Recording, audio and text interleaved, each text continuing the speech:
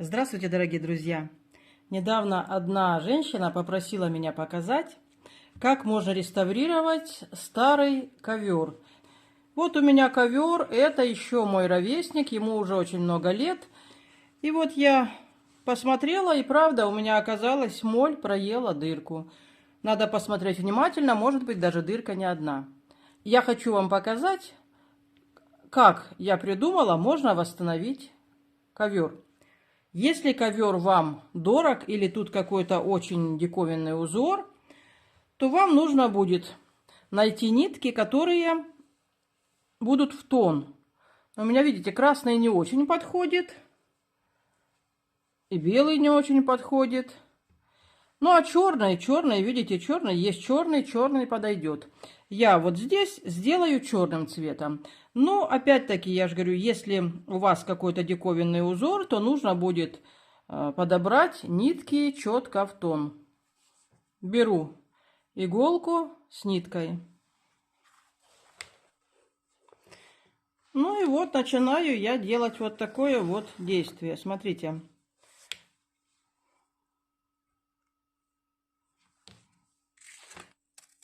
Возьму небольшую бумажечку.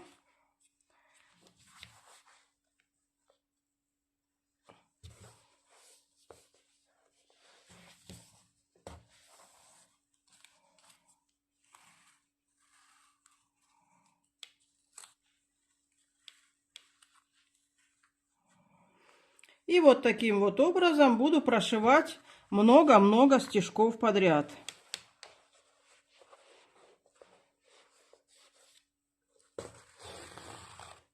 Зачем я проложила бумажечку? Чтобы не увлечься и не затянуть наши стежки прямо по ковру.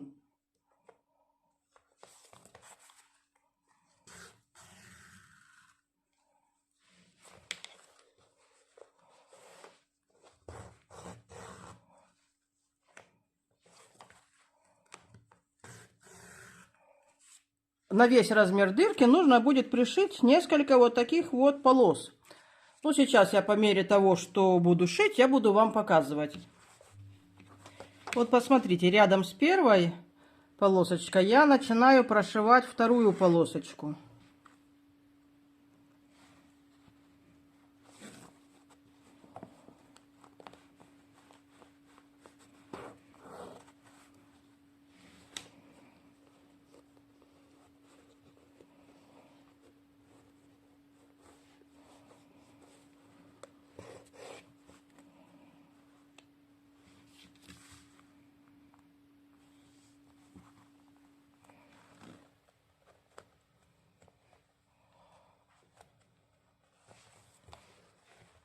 Шить не очень удобно, конечно, но если вы хотите отремонтировать свой любимый ковер, то придется потрудиться.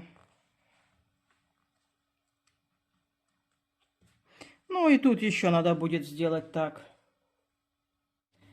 Черная нитка у меня закончилась. Не обрезайте нитку под самый корешочек. Ну а я для наглядности возьму красную. И хоть она немножечко не в тон, зато будет видно, как можно восстановить, чтобы был разноцветный узор.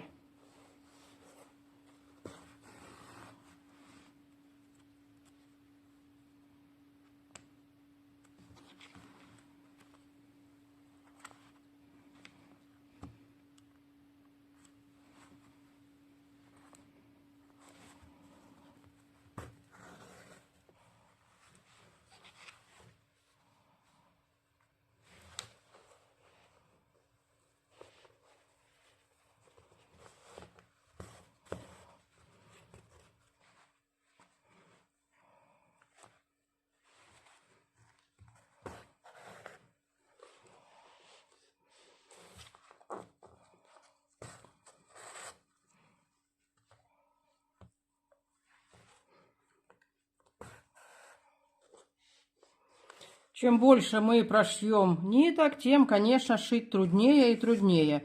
Хорошо взять, допустим, наперсток, а под ковер подложить какую-нибудь деревянную досточку.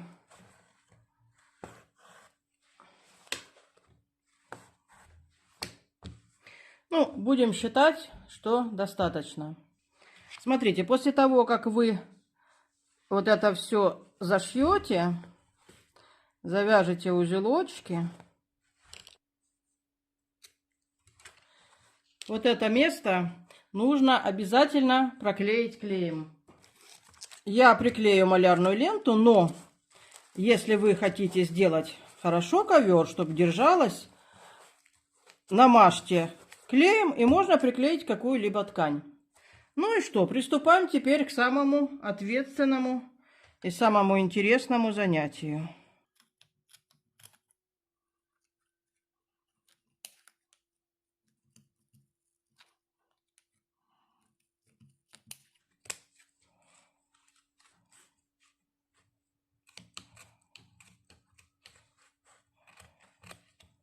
Ну вот, смотрите, какой у меня пушистик хороший получился. Ну и что нам надо сделать дальше? Вот зачем я говорю, надо подклеивать, чтобы эти нитки не высмыкнулись. То есть одна потянулась и вытянулась. Нам надо теперь красиво это место подстричь.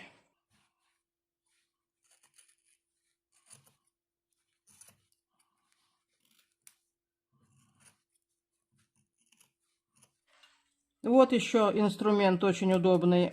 Эти ножнички обычно очень острые, и ими удобно вот так работать. Смотрите.